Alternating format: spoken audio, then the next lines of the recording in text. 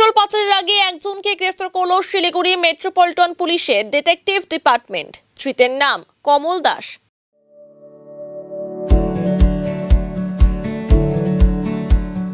Pampered, not just a hospital, but a mother. New life fertility centre আধুনিক চিকিৎসা ও বিশেষজ্ঞদের সহায়তায় আপনার স্বপ্ন পূরণ করতে প্রস্তুত। নতুন জীবনের স্বপ্ন সত্যি করতে আজই যোগাযোগ করুন। নতুন জীবনের সূচনা এখানেই। গোপন সূত্রে খবর পেয়ে ফুলবাড়ি ঘোষপুকুর রোডে অভিযান চালিয়ে সন্দেহভাজন একটি পিকআপ ভ্যান দাঁড় করায় ডিটেকটিভ ডিপার্টমেন্ট। তল্লাশি চালিয়ে ভ্যানের ভেতর থেকে প্রায় 1200 লিটার পেট্রোল উদ্ধার করা হয়। উদ্ধার হওয়া পেট্রোলের বৈধ নথি দেখানোর কথা বলা হলে চালক কোনো নথি দেখাতে পারেনি। এরপরই গ্রেফতার করা হয় চালককে। পেট্রোলের পাশাপাশি পিকআপ ভ্যানটিকেও আটক করা হয়। ডিডি সূত্রে খবর, উদ্ধার হওয়া পেট্রোলের বাজার মূল্য আনুমানিক 1 লক্ষ টাকা।